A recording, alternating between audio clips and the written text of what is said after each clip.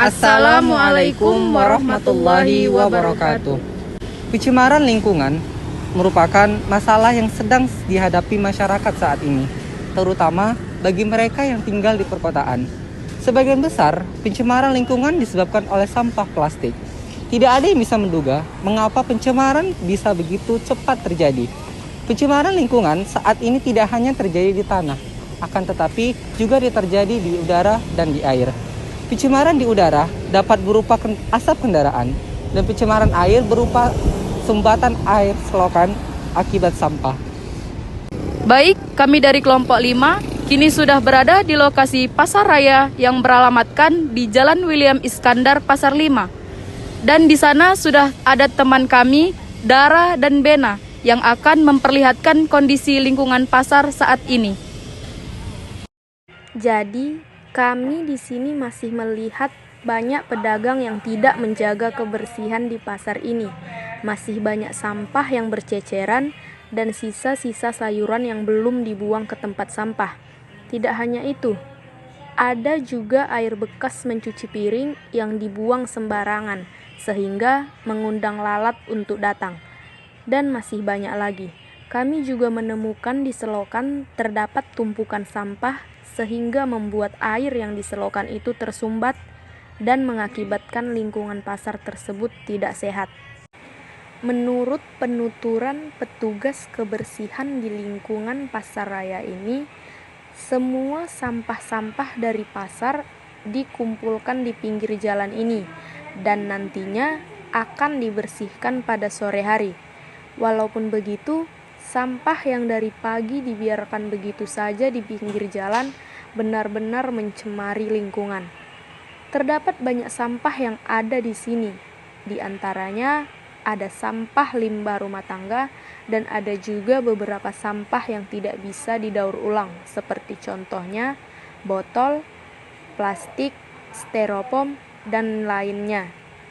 Semakin ke sini, zaman semakin maju. Banyak para pedagang sekarang menjual makanannya dengan tempat yang praktis, seperti penjual ayam penyet yang menggunakan styrofoam.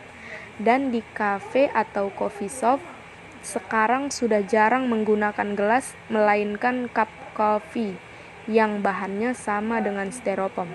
Sudah kita ketahui bersama bahwa styrofoam akan terurai oleh tanah selama 1 juta tahun. Bisa kita bayangkan berapa banyak styrofoam dan cup coffee yang dibuang setiap harinya. Tidak hanya sampai di situ saja, kini banyak dari kita, bukan hanya para pedagang, kurang perhatian dengan lingkungan, sehingga banyak kita lihat sampah menumpuk di mana-mana. Bahkan jika kita bayangkan, jika perilaku membuang sampah secara sembarangan ini tidak memiliki sanksi yang ketat, mungkin bisa jadi dunia akan penuh dengan sampah. Assalamualaikum warahmatullahi wabarakatuh. Kami sedang berada di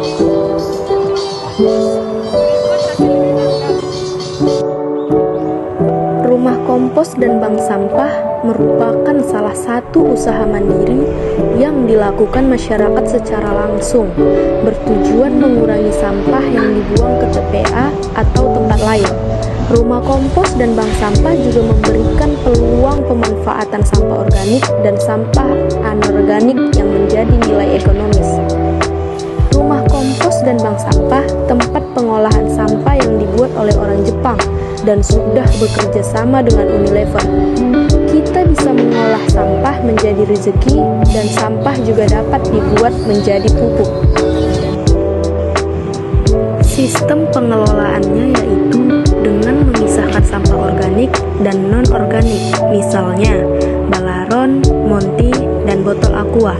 Untuk botol aqua itu dipisahkan juga dengan labelnya, tujuannya untuk menghasilkan uang.